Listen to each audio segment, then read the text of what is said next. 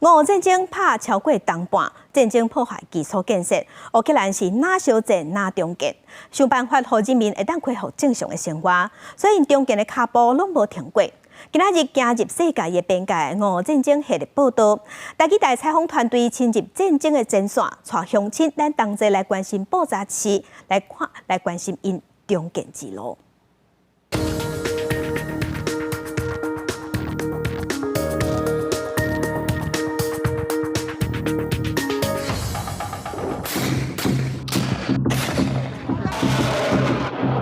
战争超过东半，而且乌克兰的东部、南部犹原战事冲突不断。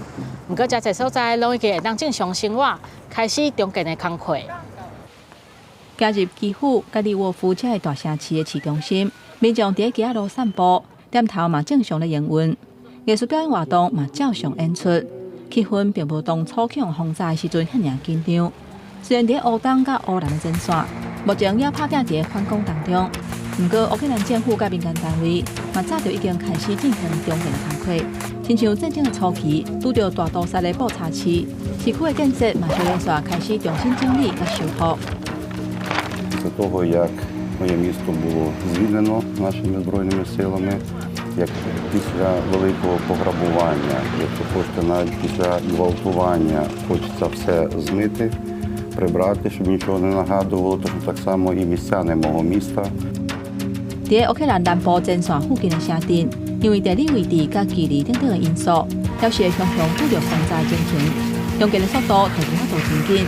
原来北克罗西亚军方占领6个月赫尔松，这离基辅真远，不过确实离危险真近。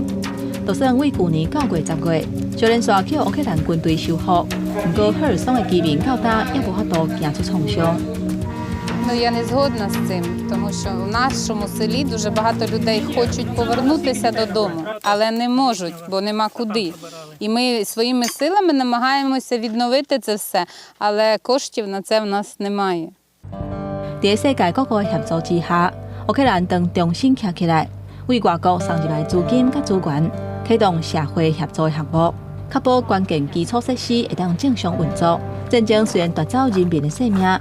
不过，乌克兰人化悲伤为力量，勇敢捍卫民主的自由甲价值。You know what we learned over some time? The freedom is not free. But once you fight for it, you can win it, so then your kids would not have to fight for it. And this is why it is so important for us that the next generation would not be fighting this war. It is important for us to win it once and for all. 一台一台的战车，展示伫个基辅的独立广场，就亲像人民伫甲罗西亚讲：“阮永远袂放弃，阮会得到胜利。”记者吴定宇、林建如，乌克兰采访报道。